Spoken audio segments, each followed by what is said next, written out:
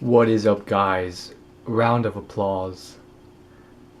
I wouldn't go as far as a standing ovation, but mild standing ovation. This is quite the anime. It's quite the anime.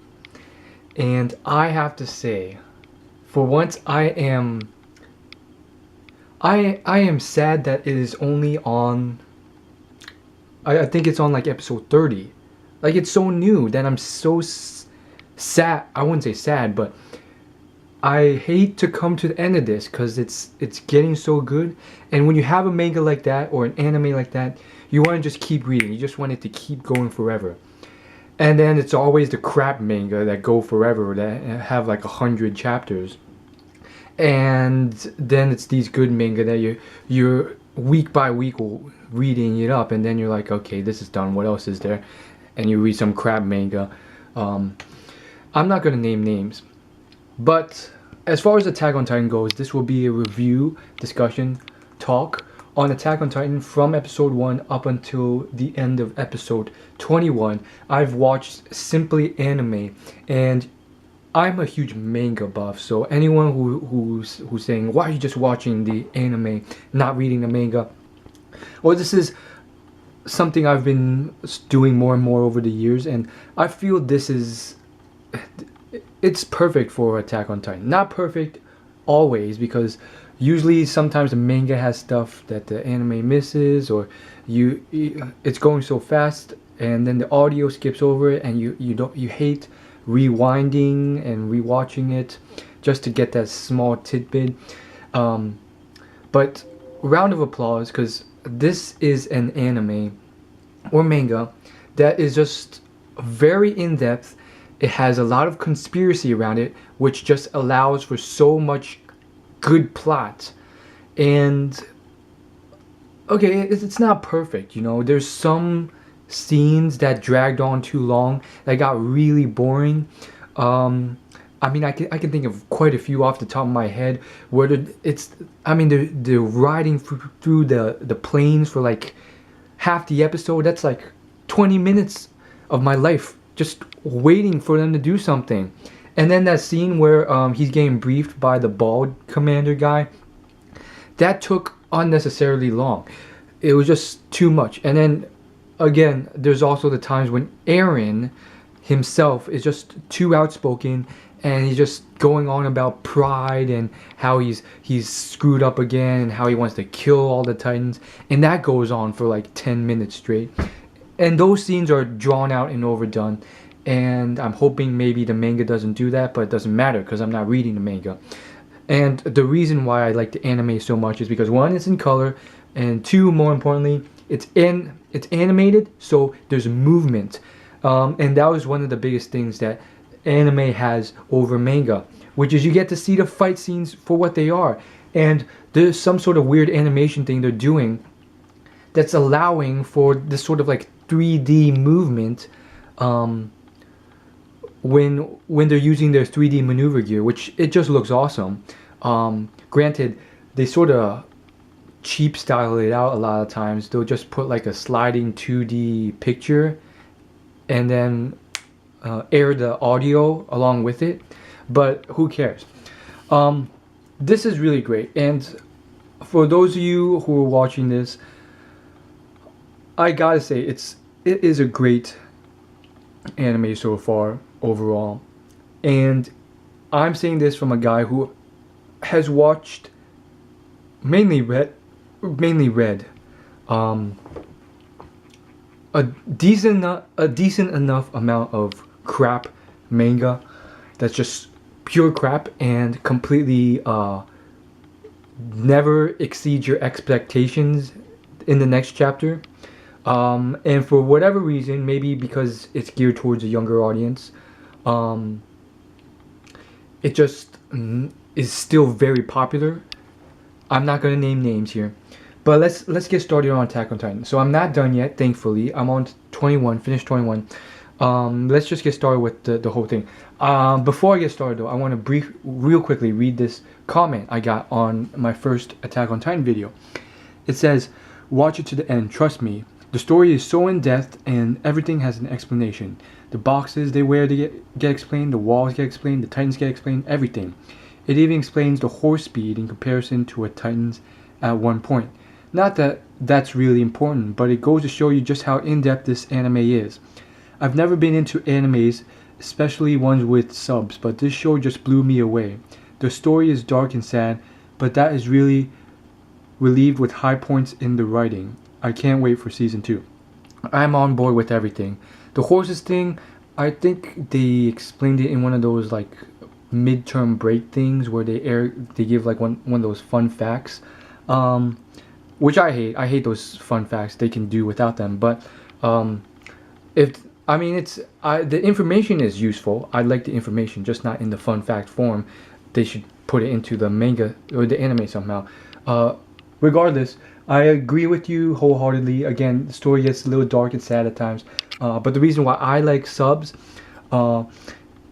is because dub just ruins it. Why? Because maybe it's the American voice actors or them just not understanding it. But even dubs for original Asian movies, like the dubs just ruin it. You have to have subs because the expression, the dialogue, the plot, the tone of the voice, it all goes into it. Okay, enough. Let's get started on talking about this. I have to make this short, and forgive me if the battery just cuts off all of a sudden. It's about to die soon. Spoiler alert. I am just really, I wouldn't say confused here, more so outraged. I mean, quite frankly, I kind of worked out a lot of this sort of conspiracy stuff in my head. Not completely, which is why I still get a little shocked at times. But the only big issue for me is the whole idea that Eren was a retard, okay? So in this episode, he spends about 5 to 10 minutes, which I happen to endure for the most part before skipping slightly ahead, where he just keeps lamenting about how he should have transformed into Titan form immediately and not until so late into the game, and now how he's lost all his friends because of it, and that's his fault. Very negative, counterproductive, unproductive thinking. It's a horrible mentality to have in life, and he gets screwed up because of it. And I guarantee you, once he comes to, he's gonna still be his stupid self, and he still hasn't realized it, because what just happened? He spends 10 minutes lamenting on how he should have gone in immediately, and he shouldn't have trusted his friends because now all his comrades have died fighting this female Titan, and he should have gone in immediately. Now what happens? He fights the Titan. He gets destroyed. It was so obvious too. This female Titan is so much more experienced and advanced. She knows how to harden herself in areas, how to regenerate certain areas. She moves really agilely with like almost like a mixed martial arts fighting style. I can go on, but it was just so retarded. And Eren's this novice who fights like a retard and is consumed by emotion. And can't think logically, just like the rest of the most of the squad, including Mikasa. So I just thought it was so stupid, and this negative thinking is something I always hated with Eren. He's so simple-minded, and he's probably gonna come to wherever this female Titan is taking him, and then he's just gonna keep going on and not realizing it. All his rationalization it doesn't even make sense. If you fought him earlier, you would have been defeated earlier. You fought him later, you still would have been defeated later. It was pointless. Now, who is this mysterious guy? I don't know. Did I expect him to be a spy who was actually part of the scouts already? Not at all. Did I know that there's other transforming human titans? Not really. So this was all new to me. I find that very, very surprising. So these revelations sort of increase the whole point of this. It's like basically it's basically me just like it's crazy because I really think that with these new revelations, it's like back to my first point where in episode 1 when I was like, who's to say these Titans are really bad? Maybe someone else is bad. Maybe the humans are the bad ones, or maybe the Titans have ulterior motives. And from what it seems like, first off, I don't think this female Titan is actually female. The small part of him. More so, it seems like these. It's like some sort of.